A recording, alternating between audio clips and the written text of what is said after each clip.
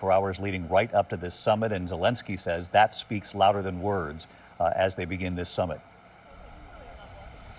Yeah, I mean, when we've seen those threats before from President Trump, we've seen angry responses to Russian attacks. We've seen deadlines issued by the White House to the Kremlin, and almost immediately the bombs have started to fall. Again, our team here in Ukraine are reporting that on the front lines right now, while we're talking, the fighting is still going on. Russian troops are trying to take more territory. There is no indication whatsoever on the ground that anything has changed. We had an air raid siren just a few minutes ago. That's the third one that we've had here in the capital today, and other parts of Ukraine have come under attack.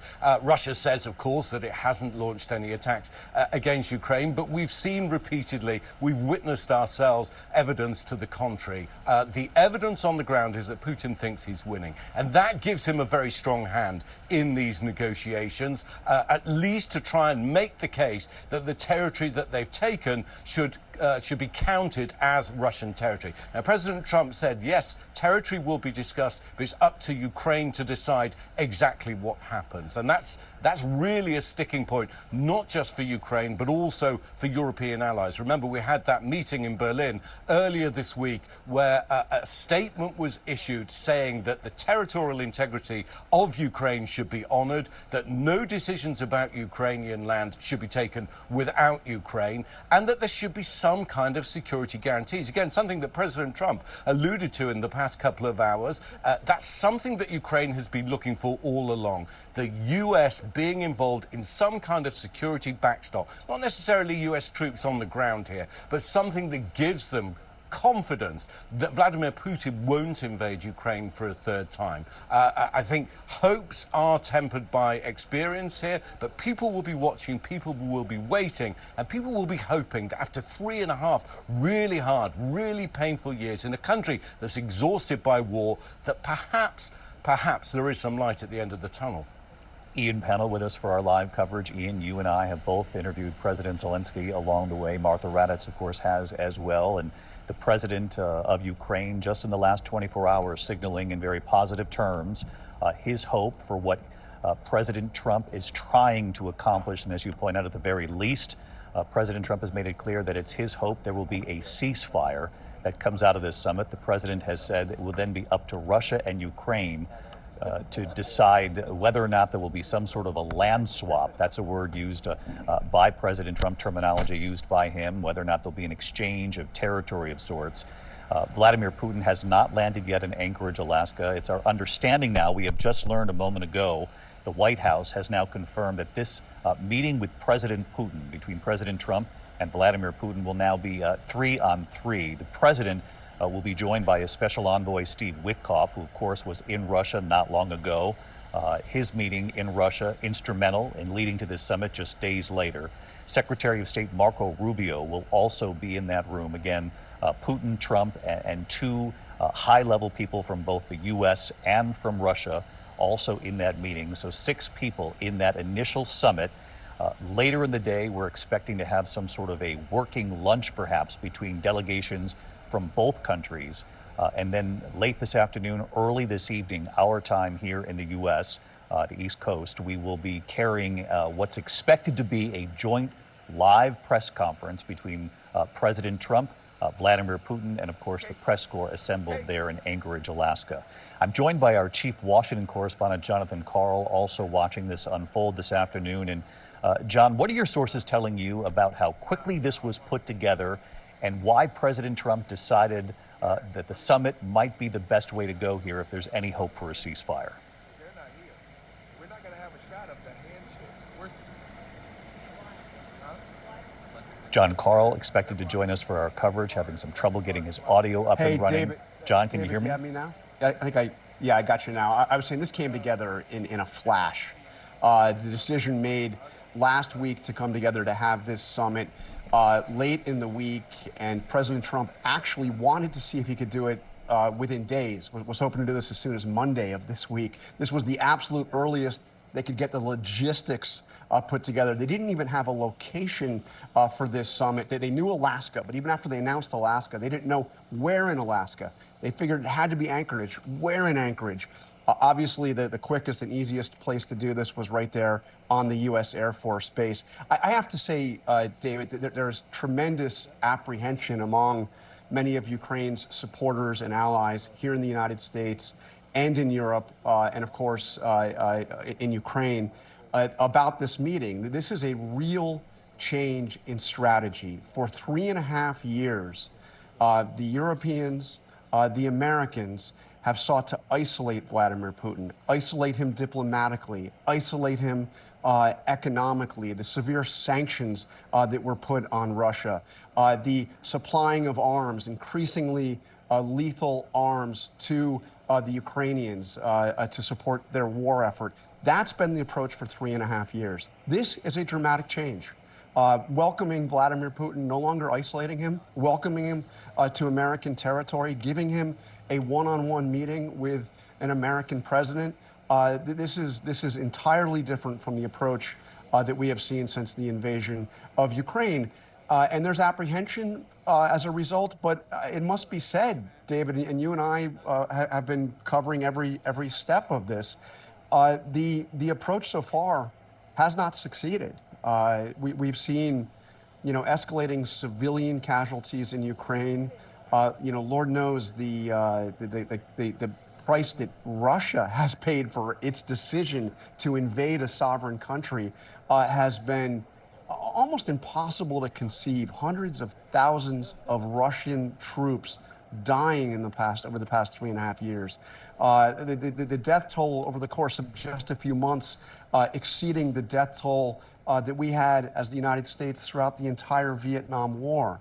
So look, this is a dramatic departure, but it's one that I think is a recognition that the approach that has been taken in a unified way with the United States and Europe simply was not working. We've been told the president, John Carl, thanks to you, we've been told the president remains on Air Force One, meeting with the senators from Alaska, waiting for the arrival of Vladimir Putin, of course, from Russia. And as we've been pointing out through our live coverage here, this is the first major summit, a meeting between the president and the Russian president here on American soil in more than a decade. And as John Carl points out, a lot of trepidation about the meeting, but also the reality that so far nothing else has worked to try to bring this war to a close more than 3 years now after the Russian invasion of Ukraine. The moment Vladimir Putin arrives, we'll come back on the air live. I do want to share with you, though, what the president said on board Air Force One during this flight. He said, "There's nothing set in stone. I do want certain things."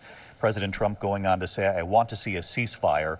Europe is not telling me what to do, but they're going to be involved in this process, obviously, as well as Zelenskyy."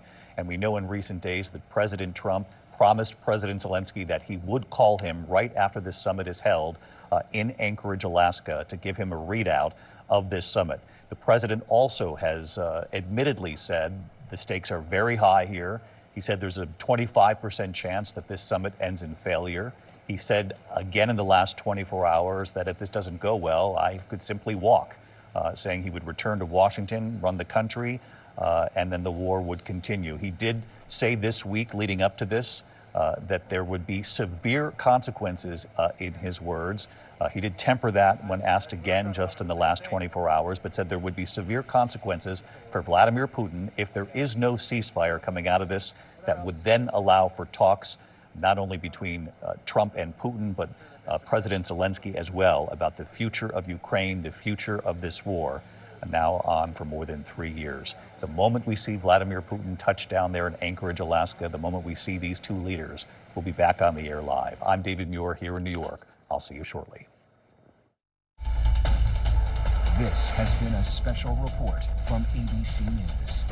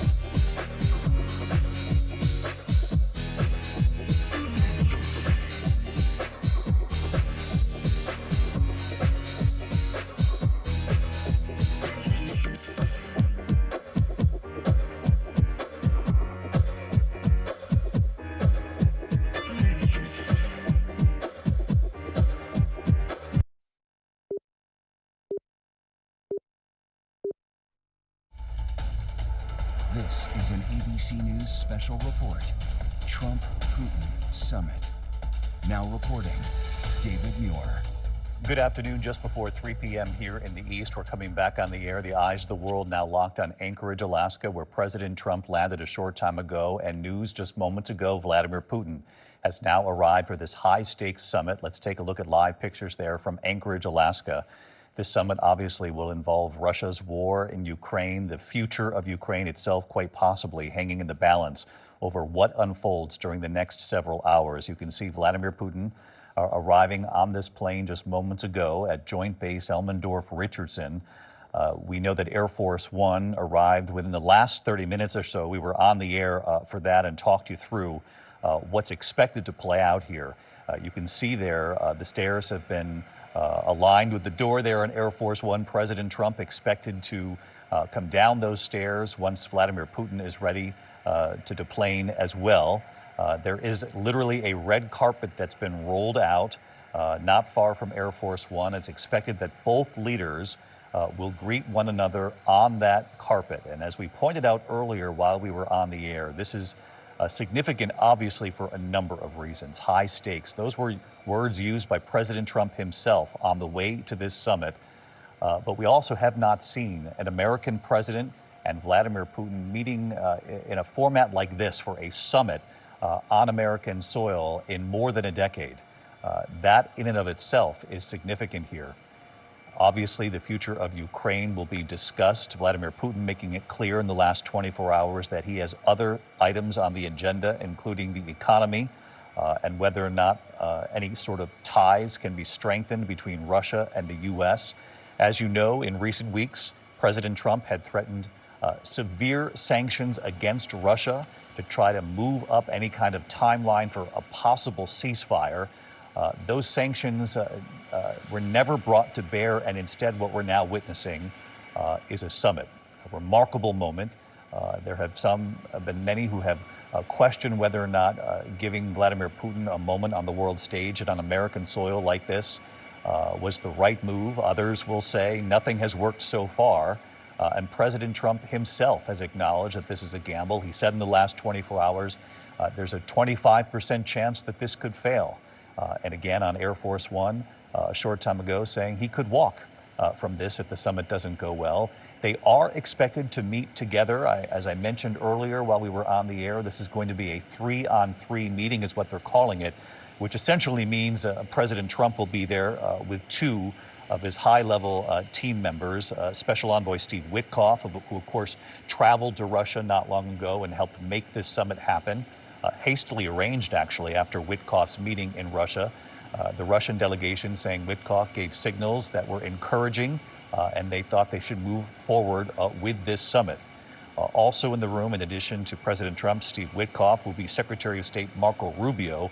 Again, 3 people in the room for the U.S., 3 in the room for the Russian delegation. Obviously, Vladimir Putin will be central to this summit between Putin and Trump, but there will be others in the room along with Vladimir Putin as well.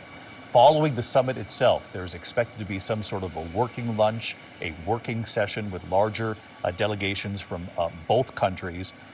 And then it's the plan later this afternoon, early this evening, to hold a joint press conference in front of the world. Of course, we'll carry it live here on ABC News, where both leaders will be asked, has there been any progress here in coming to terms on a ceasefire to at least halt the fighting in Ukraine now, which has lasted more than 3 years since the Russian invasion, so that President Zelenskyy, so that Ukraine can be brought into these discussions themselves to talk about the future of Ukraine. President Trump has talked in recent days about a land swap. That's the term he used, some sort of territorial exchange between Russia and Ukraine, but he also indicated that would have to be negotiated between Russia and Ukraine themselves. Mary Bruce, our chief White House correspondent, watching this split screen right along with us. A remarkable moment, Mary, and as we pointed out here, President Trump has acknowledged this is in fact a gamble.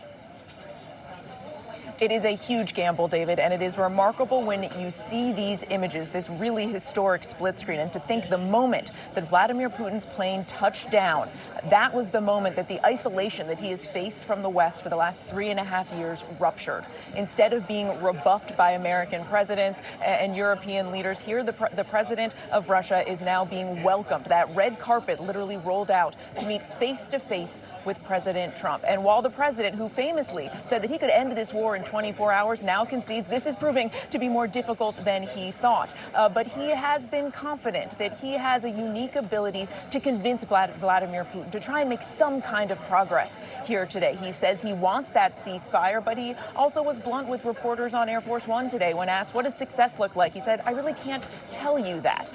Of course, Vladimir Putin also setting some expectations. He's been heaping lots of praise and flattery on President Trump ahead of this meeting. He is well aware of the power of this image that you are about to see, something that we have not seen in many years, David, as you note, the Russian leader about to shake hands with the American president on American soil, no less. Our chief White House correspondent, Mary Bruce, with us here for our coverage. She's, of course, live from Anchorage, Alaska, along with Martha Raddatz, Rachel Scott, Ian Pannell, live in Kyiv, Ukraine. We are across the world for this historic summit here, playing out this afternoon in front of the world. Mary mentioned that President Trump did take questions on Air Force One on the way to Anchorage, Alaska, and he was asked what will make success of this summit today, and he said there's nothing set in stone, the president said. He said, I want certain things. I want to see a ceasefire. Europe's not telling me what to do, but they're going to be involved in the process as well as Zelenskyy. I want to see a ceasefire rapidly. I don't know if it's going to be today, but I'm not going to be happy if it's not today. That from the president on board Air Force One on the way to Anchorage, Alaska. But the president himself has said the ceasefire certainly is not guaranteed. Coming out of this summit today, that is his hope for what he's able to achieve. He has indicated already that what he would like to see next is a second summit. That would include Putin and Zelenskyy and President Trump himself if they wanted him there as well. That's been his indication the last 24 to 48 hours. Again, President Trump on Air Force One right now. We're told he was meeting with senators from the state of Alaska while he awaited the arrival of Vladimir Putin. And as you can see, the Russian plane there, the stairs have been brought to the doorway of the Russian plane as well. A remarkable moment. And again, you cannot underscore the stakes here, not only because we haven't seen a summit like this in more than a decade on U.S. soil welcoming Vladimir Putin, but also given what we have witnessed, the world has witnessed really for more than 3 years now, the Russian invasion of Ukraine, the countless lives lost on both the Ukrainian side and the Russian side, and the fighting that is still underway as we come on the air in the last 24 hours. These last few weeks this summer, Russia has had a significant impact in that eastern region of Ukraine. President Zelenskyy, in addressing the Ukrainian people leading up to this summit, pointing out that civilians had been caught in the crossfire again in just the last 24 hours, saying in so many words that the Russian military action that continues leading right up to the moments of this summit, he believes is an indication stronger than any words, any promise of a potential ceasefire coming out of this. In fact, in meeting with European leaders and in talking with President Trump this week, President Zelenskyy said he believes that Vladimir Putin is bluffing here. We will have to wait and see what comes of this summit. Vladimir Putin and the Russian delegation indicating even before this summit that while the future of Ukraine and any potential ceasefire is on the agenda, that they have other things they want to discuss with President Trump. Our chief global affairs anchor, Martha Raddatz, on the ground there in Anchorage, Alaska, with me here this afternoon. And Martha, there has been a lot of critique about whether or not to hold this summit, whether to invite Vladimir Putin to American soil. As we heard John Karl report earlier, many in the White House will say nothing has worked so far, that this was a gamble worth taking. Of course, we won't know until what we see come out of this on the other side. But it's hard to believe that this is not what Vladimir Putin at least would want at this moment, to be welcomed on American soil. Exactly, David. And with that red carpet rolled out, it is true. Nothing has worked before, working towards a ceasefire in the Biden administration. but we'll see whether President Trump can make any progress. Because you have to remember, of course, that it was Putin who set the deal here today. He did not want Volodymyr Zelenskyy there. President Trump agreed to that. President Trump had originally wanted that trilateral meeting. It did not happen. President Trump is going to push him for one soon, but whether or not we'll see that come out of this meeting remains to be seen.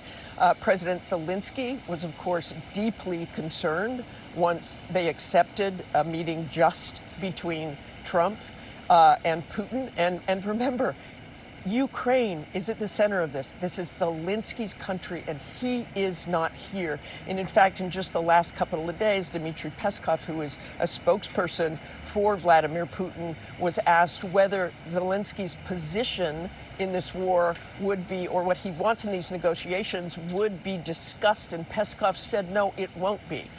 So that puts him out of the picture, except for what President Trump says in those meetings. He is in some ways the voice of Zelenskyy in these meetings. As we said earlier, David, he will call Zelenskyy as soon as these meetings are finished to see what, if any, progress is made. But this indeed is a gamble. It is a gamble, but nothing has worked in the past. So he was willing to take this step to see if they could make progress, to see if they could get a ceasefire.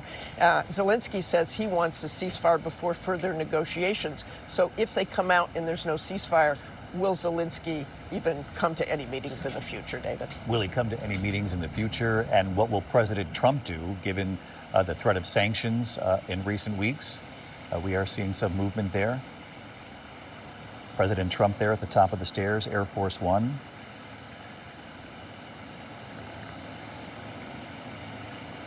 Giving his trademark fist bump there at the top of the stairs. Now coming down the stairs, and we expect to see Vladimir Putin at about the same time emerge from the plane there as well.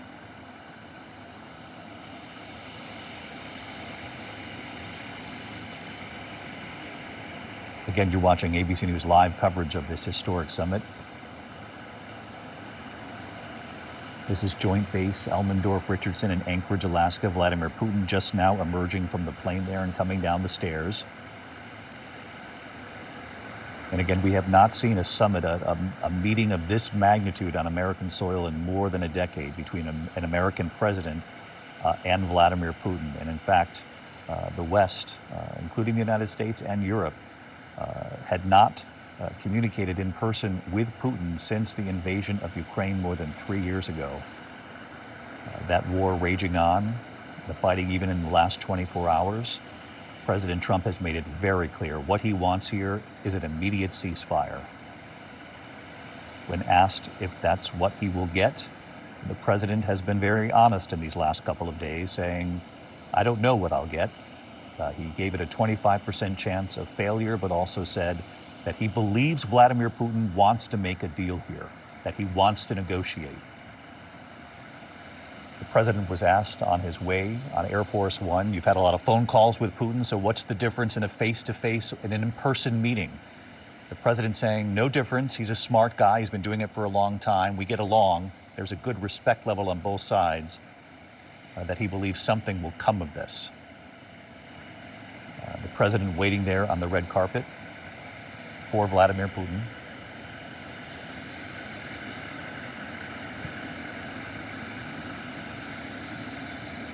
Applauding there as Vladimir Putin approaches the President of the United States. Of course, we remember the summit between these two leaders during President Trump's first term in Helsinki. They met, and now they meet again right here.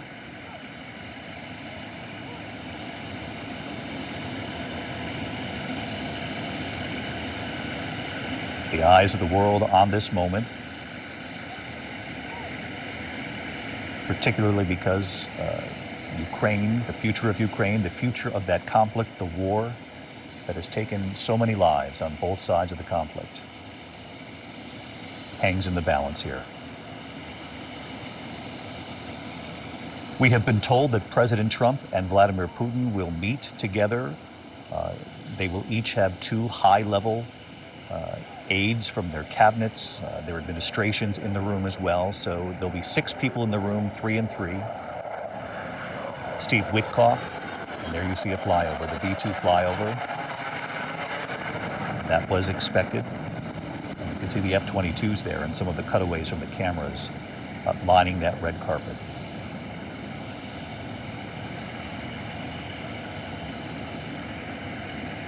And there you have it. Obviously, you know what a photo op is, and that's the photo op. Still cameras there greeting these 2 leaders. That handshake now will be seen around the world, if not on live television, moments later across social media. You can hear the reporters trying. President, how can the U.S. trust your word? Thank you, press. Thank you, press. Thank you, press. Thank you, press. Let's go around the room. The question was, how can the U.S. trust your word? That question obviously posed to Vladimir Putin. Obviously, they did not engage. There will be a motorcade now that unfolds on their way to this summit. They are expected to show us at some point the 2 leaders meeting in that initial summit. What comes after that summit, we're told, is what they're calling a working lunch, a working session of some sort, during which there would be a larger delegation from both Russia and the United States, hammering out a number of issues here. But the president saying on his way to Anchorage that what he wants today, what he wants coming out of this summit, is a ceasefire. He wants it rapidly. He acknowledges, I don't know if I'm going to see it today, but I'm not going to be happy if it's not today. Ian Pannell, our chief foreign correspondent, he's live for us from Kyiv, Ukraine, and as we look at these 2 world leaders, we cannot forget, and you've interviewed them countless times, and so have I, when we brought the broadcast to Ukraine, the Ukrainian families who've been caught in the middle of all of this, who've wondered about the future of their country, even the Ukrainians watching right here in America, many of whom relocated to Alaska, of all places, now watching Vladimir Putin arrive, President Trump's attempts to try to get a ceasefire unfold. We cannot forget the Ukrainian people caught in the middle here.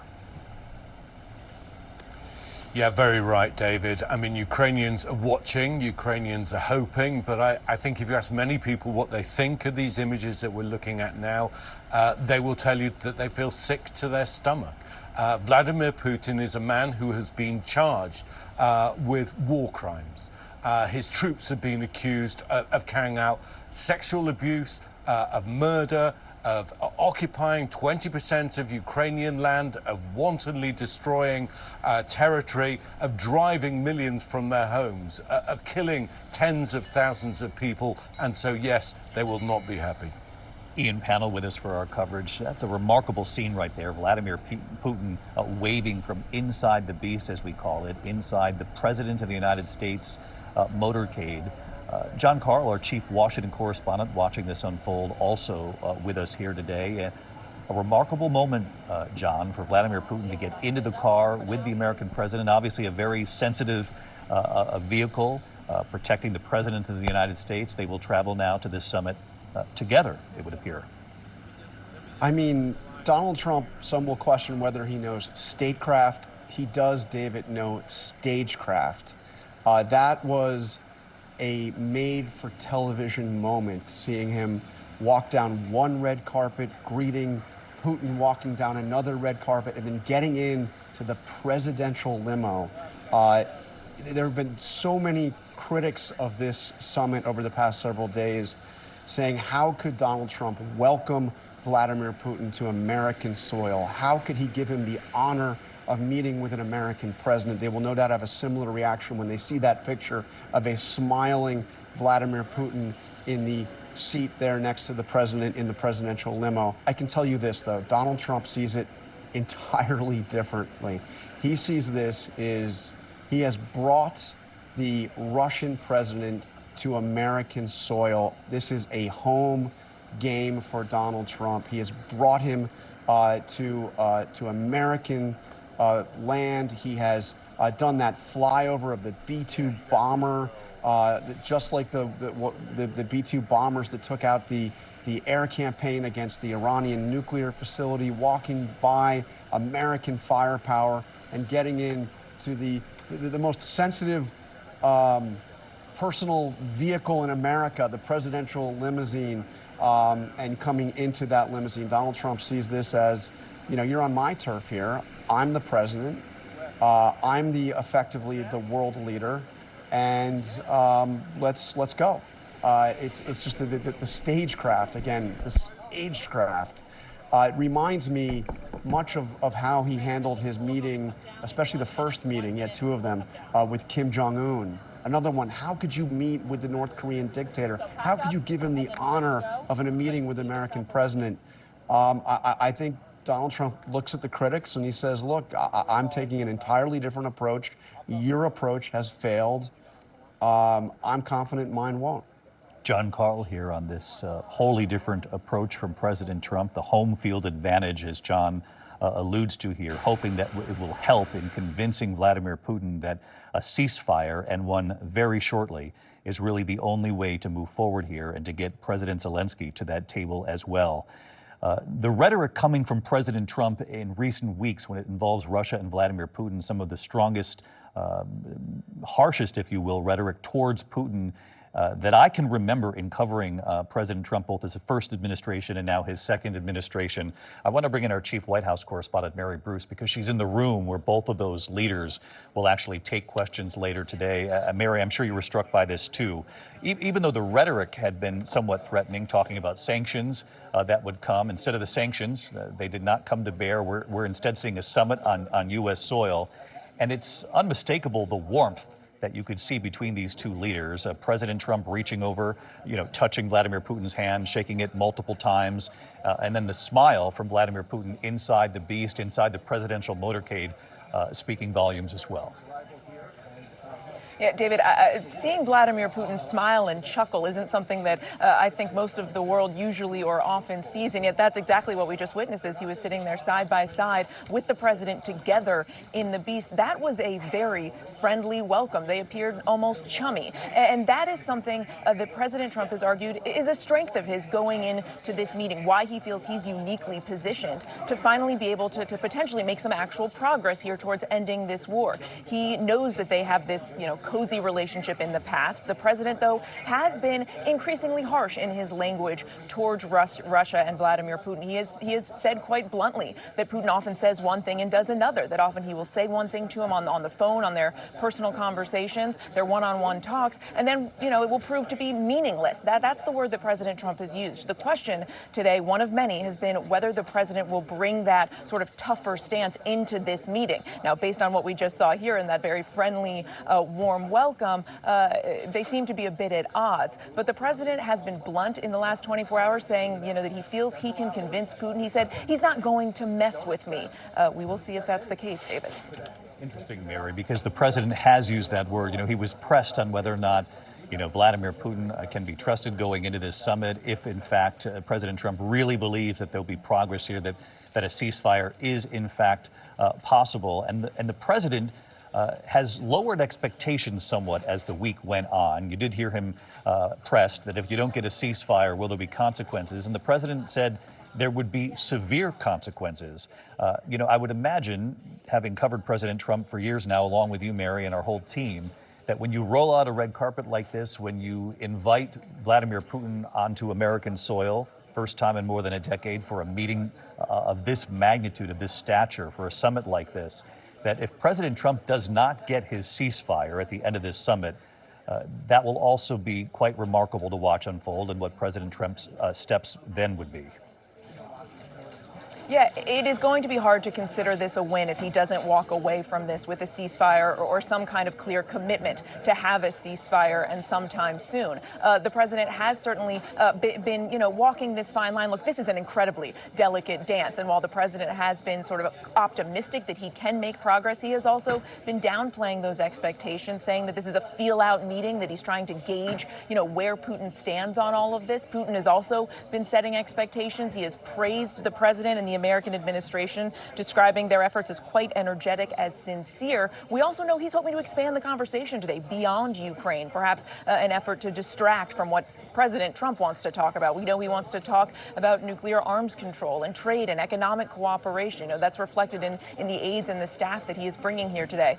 So I think President Trump is optimistic, but he is also realistic. And he has said, by his own admission, that he thinks there's a 25% chance that this meeting will fail and that he may have to walk away. But even walking away would be considered a win, one could certainly argue, for Vladimir Putin. Mary Bruce, stay with us here. Martha Raddatz, what President Zelenskyy must be making of these images right now, watching President Trump greet Vladimir Putin on the red carpet and the smiling Russian leader inside the motorcade on the way to this summit. President Zelenskyy, at least publicly in these last couple of days, has been gracious toward President Trump and hoping that President Trump's effort toward a ceasefire is successful, seeming to acknowledge that nothing has worked until now, and hopefully something will come of this summit, according to Zelenskyy. But Zelenskyy also has been very clear. He thinks America and the allies should put more pressure on Vladimir Putin. He believes that is the key to all of this, put pressure on Vladimir Putin. Now, what happens in this meeting, whether Donald Trump puts pressure on Vladimir Putin, we will see, but this is quite a remarkable beginning with the red carpet and the two men walking together. I can't imagine that Zelenskyy feels good about that at all, seeing those images. I just talked to him in June, as you know, David, and you've done it yourself as well. He is very unclear exactly what his relationship with Donald Trump is at this point. It has gone back and forth. He was berated by President Trump. Then they had that meeting in the Vatican and seemed to get along very well. I talked to him after that meeting, and he said he really wasn't sure what their relationship is. But everything he says is for his country at this point. He wants that war to end more than anything. David, I'm thinking right now of you and I on the air that first night of the invasion when Vladimir Putin wanted to take all of Ukraine. President Trump is absolutely right about that. And we thought that night that he possibly would take that, but it has been this grinding, horrendous war with so many people lost, David. And as we look at these pictures, Martha, of these two leaders meeting, President Trump's hand there on the arm of Vladimir Putin, that image being seen by the world. And as I was talking to Ian earlier, Martha, you can't help but to think of the Ukrainian civilians who have been caught in the middle of all of this. We're watching this from a geopolitical perspective, but also the families. And you and I have been to Ukraine so many times, and you know, I don't forget those interviews with the mothers early on who were leaving with their young children, knowing that their husbands were staying behind to fight for the future of Ukraine. And Martha, I remember, you know, one mother, a tearful mother, saying to me, you know, will we be able to come back? And obviously, as a reporter, I did not have the answer to that question for her, but I know that's the question that we all were sort of greeted with as we arrived there to report on what was an invasion that's now lasted, you know, 3 years. It truly is, and of course Ian is in Kyiv right now. When I was there a couple of months ago, he's experienced this all the time. You go into a bomb shelter. Those air raid warnings are all the time. But you imagine the Ukrainian people doing this night after night after night. I know you have been to those areas where there were mass graves, David. I have too. And you can't help thinking of that today when you see Vladimir Putin get off that plane and walk along that red carpet for this meeting. So there is great hope. We all hope that there is a ceasefire of some sort. But I'm also remember, David, you and I were in Hanoi together. That was indeed a new move on the part of President Trump to meet one-on-one with Kim Jong-un, but that didn't work. That didn't work at all. They ended that meeting within a couple of hours in Hanoi, and that was about nuclear weapons, of course. Nuclear weapons there are even more nuclear weapons in North Korea today, David. We heard that President Trump, even on the way on Air Force One, acknowledging, Martha, today that he's not sure he'll get a ceasefire out of this. He is hopeful, and he is hopeful he gets this ceasefire coming out of this summit today. I want to bring in Mary Bruce inside the briefing room where both of these leaders are expected after the summit, after then the working session between the two delegations. They're expected to appear together, Mary, to address reporters from all over the world. The question is, what, if anything, will they have achieved that they'll be able to share with the world that will be watching? And David, and I can tell you, in addition to the world, that there are hundreds of reporters here, both the U.S. press corps, the Russian press corps as well, eager to ask President Trump and Vladimir Putin. A rare opportunity, we are hoping to press Vladimir Putin on what progress they are able to make here today. Now, the White House has said it is the plan for them to do this joint press conference. The president, a little bit later, said that would certainly be nice, but he also said if this doesn't go well, he'll just come out here and face questions on his own and then head home. But it is really remarkable to think that the two of them are now making their way to that 3-on-3 meeting where they will discuss the future of Ukraine. They are in the room now, we are told. We're expected to see some sort of images coming from that room. Mary Bruce, our thanks to you. Between these two leaders, again, they'll have two top-level people from both administrations in the room with them. 3-on-3, they're calling it, obviously 6 people in the room. And as we await those images, I can tell you that on the way to Anchorage, Alaska, President Trump said that if it doesn't go his way, if it doesn't go well, I would walk. And Mary alludes to that by saying the president has left open the possibility that he would address reporters from around the world on his own if he has to. He said he's going to meet with Putin here in Alaska. I think it's going to work out very well. And if it doesn't, I'm going to head back home real fast. The president has talked in the last 24 to 48 hours, and here we see the pictures right now inside the summit room there in Anchorage, Alaska. The sprawling joint base, Elmendorf-Richardson. Let's listen to the reporters as they try their best here. Thank you, press. Thank you, press. Everybody get out of the room! Thank you, press. Thank you, press.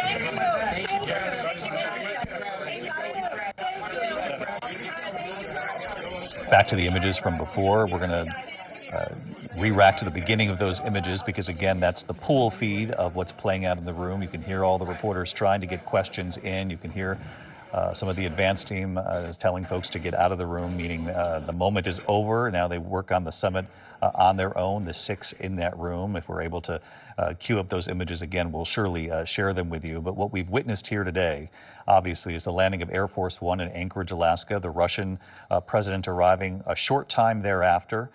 President Trump coming down those stairs, waiting at the red carpet for Vladimir Putin, a very warm embrace of the Russian leader. We have seen these two leaders at a summit before. You'll remember in Helsinki during the first administration. It was during that summit the president was asked during a joint press conference afterward, much like what they're talking about today, about Russian meddling in the 2016 election. The president, in so many words, said, President Putin said it wasn't Russia. I have no reason not to believe him, essentially putting his faith in Vladimir Putin on that stage in front of the world over his own intelligence community back in Washington. That moment is something that really people on all sides of politics remember well. The question now, all these years later, is will President Trump get what he wants going into this summit? He's given Vladimir Putin, at least initially, what Putin would like, which is a summit on American soil. The White House had said leading up to this that this was in large part Vladimir Putin's idea.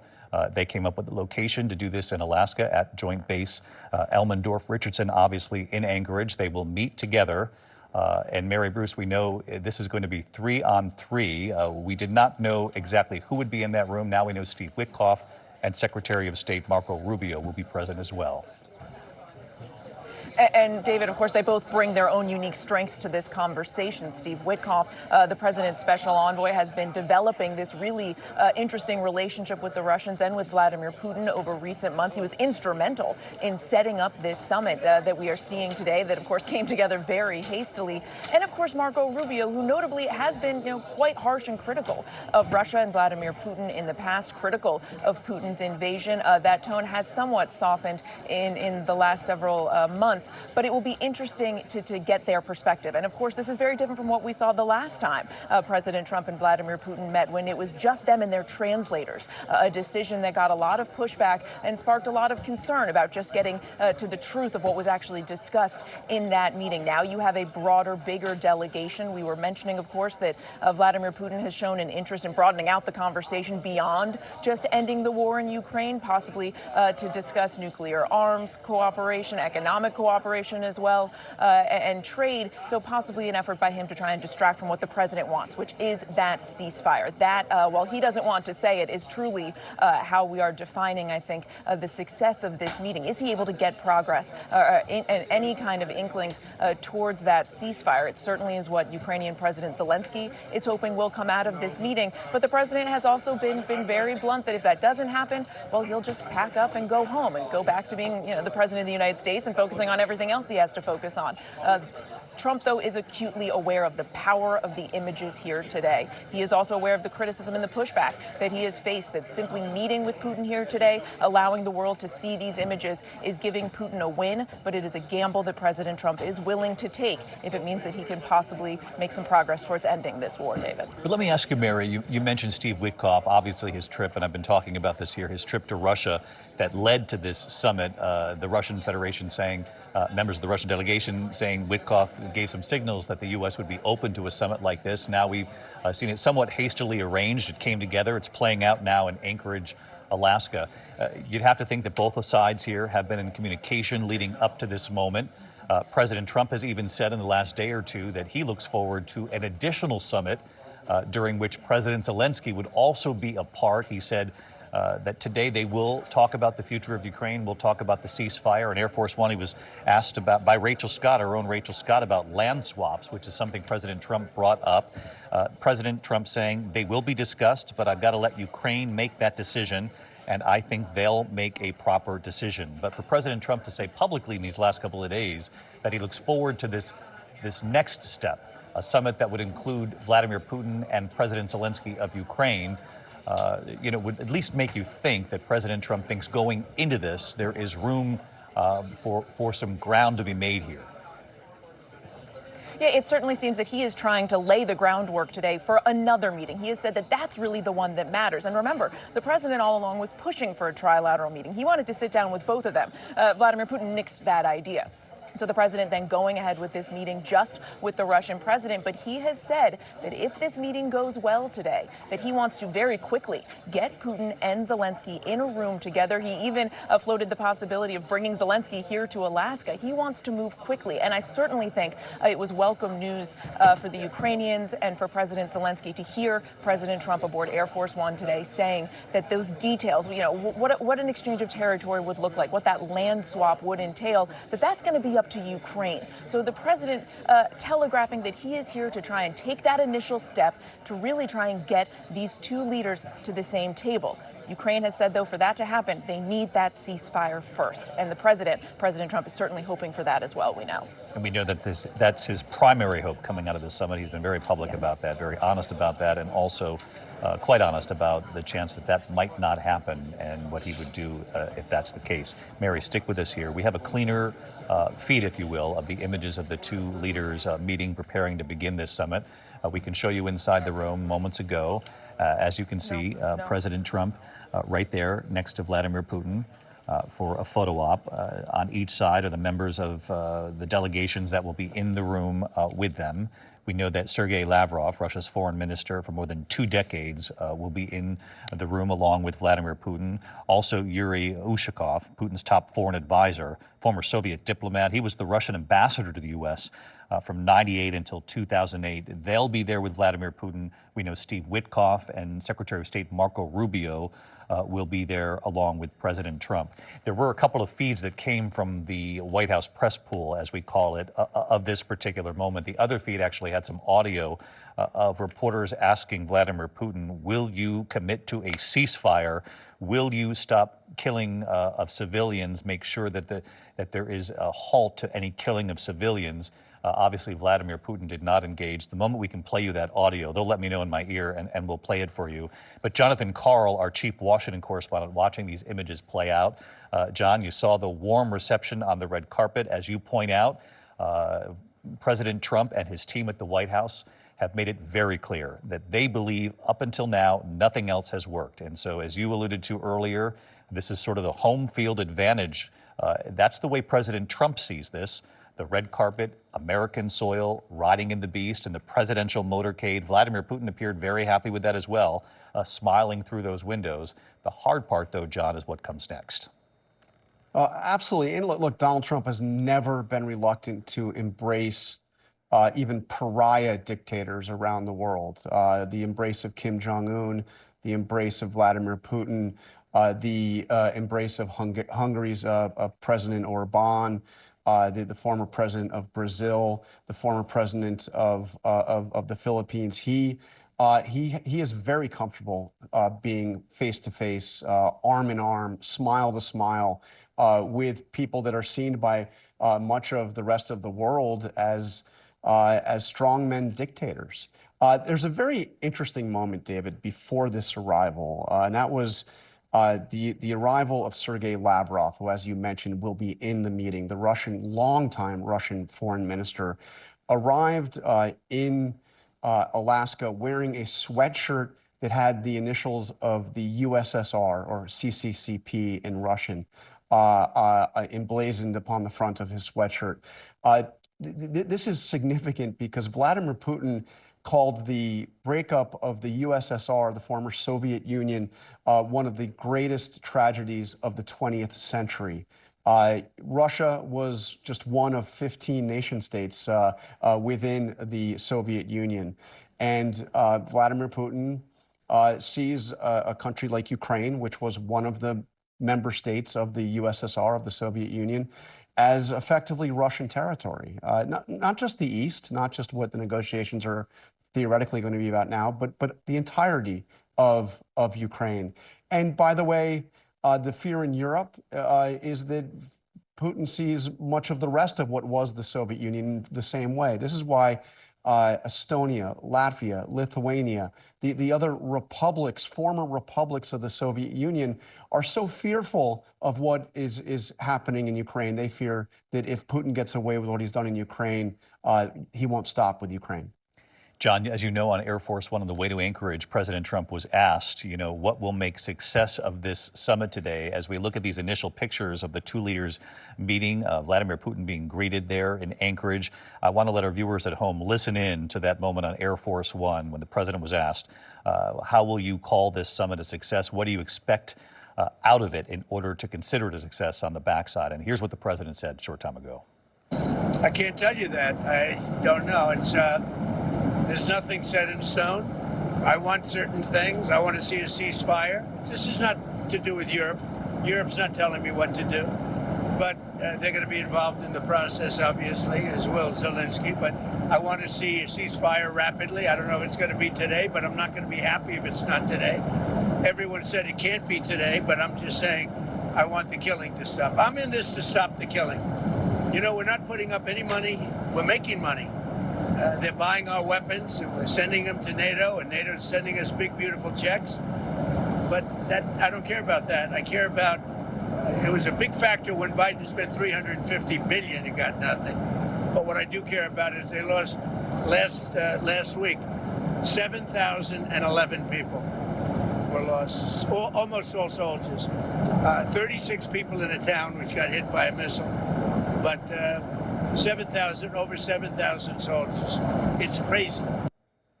That's President Trump on Air Force One on the way to Anchorage, Alaska, when asked, how will you deem this a success? He said, I simply do not know at this point. We'll see what comes of this. Obviously, the president has said going into the summit, though, that he wants a ceasefire, he wants it rapidly, and that he would like it today. Said he would not be happy if he comes out of this summit without a ceasefire. I want to bring in Retired Colonel Steve Ganyard, ABC News analyst and consultant. And Steve, you and I were talking before we came on the air here just about where Ukraine stands right now. He joins us from our Washington bureau. And Steve, you've got the map of where Ukraine was before the war and where it stands now after the invasion. Just bring our viewers at home up to speed on how much of the land there in the east that the Russians now control. Yeah, David, this is a map that shows 3.5 years ago, where you see here's the totality of Ukraine, here are the small areas that were owned by partisan separatists in Crimea and this part of the Donbass. Let's move forward to today. We see the region here, it's about 20% of Ukraine that the Russians have taken control of. So this is the front line here that delineates where the fighting is occurring. You can see that here what we have is Russians controlling this part of eastern Ukraine. And if we look about here, we can see what the Russians actually want. We know that Putin has come into these negotiations and he has said, I want the rest of Donetsk. I want to be able to say, this part is mine that I don't own. This part of Zaporizhia I want. I want this down at Kherson. But the real goal is to get the rest of the Donbass here. Why? Because it's a rich agricultural area. It's where the majority of industrial production comes from. And underneath the ground, there is critical minerals like titanium and lithium and coal. And so this is the consolation prize. There's no way that Ukraine can accede to this kind of releasing this much territory to Putin. So as the president has said, he's not going to negotiate today on who gets what. But this is what the expectation is that Putin is going to ask for. It will be a very difficult negotiation because neither Putin can show much leeway and Zelenskyy cannot afford to give up this much of Ukrainian territory. That's really the rub here. Look at how significant that area is in the eastern part of Ukraine. Steve, leave those circles right up there, actually, if you want to throw them back up, because they're super helpful for our audience. Okay. You know, in the east right there, right behind Steve, anywhere where there are stripes along that eastern region of Ukraine, that's where Russia has made significant advances since this invasion. And Steve, all those circles that you just put back on the map, as Steve points out, that's what they want in addition to the area where they have made strategic advances. Reuters and other agencies estimate up to 20% of Ukraine is now in Russia's hands. And Steve, this is going to be the central question of these discussions. Even if they get the ceasefire today, then you're going to get, you know, Trump would like to get both Zelenskyy and Putin together at a table, perhaps with President Trump as well, to talk about how to divvy up this land. It's pretty hard to imagine Russia agreeing to give up their desire here and Ukraine agreeing to give up any land that was rightfully theirs before this invasion began. Yeah, very difficult, and that's where the negotiations are going to get drawn out. It's going to take months for them to come. They may get a ceasefire. Perhaps President Trump will get the next step, which is to get Zelenskyy to the table. There may be a ceasefire, but a permanent ceasefire is going to take months to negotiate. David, this front line is about 600 miles, so that's roughly the distance between, say, Atlanta and Miami. That gives you an idea of how long this is. This 20% of Ukraine that the Russians have taken over, as you note, over 200,000 dead. That's what Mr. Putin has to show, 20% of Ukraine for more than 1 million casualties on both sides. Incredible toll on both sides, civilians lost. And you think about the families, and we've seen the pictures both in Ukraine and in Russia, families laying loved ones to rest who fought on both sides of this war. Steve Gagnon, our thanks to you. Let's go back to these pictures from just moments ago as we wrap up this part of our live coverage today. Again, President Trump in Anchorage, Alaska, arriving before Vladimir Putin, then greeting the Russian leader when he arrived on the red carpet there, saluting obviously the troops, but also giving a very warm welcome to Vladimir Putin after they had that photo op there on the stage of Alaska 2025 there. We then watched as President Trump invited Vladimir Putin. Certainly this wasn't a surprise to the White House team. This has all been planned out. Invited him in the presidential motorcade, the Beast as we call it, to ride together to this summit. We saw those moments when Vladimir Putin waved through the window of the presidential motorcade smiling, at least for this chapter and in this moment. It would seem this is what Vladimir Putin wanted, to be invited to American soil, something that we have not seen in more than a decade, a meeting of this magnitude, a summit, and there you see it. Vladimir Putin smiling inside the motorcade.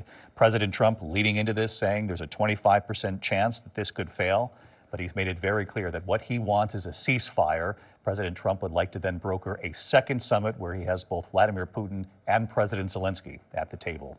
Our coverage continues on ABC News Live, abcnews.com. I'll be back with a special edition of World News Tonight, and then we'll be coming on the air live coverage here on ABC of the joint press conference with President Trump, Vladimir Putin, and reporters from all over the world asking how it went. I'll see you then. Good day. This has been a special report from ABC News.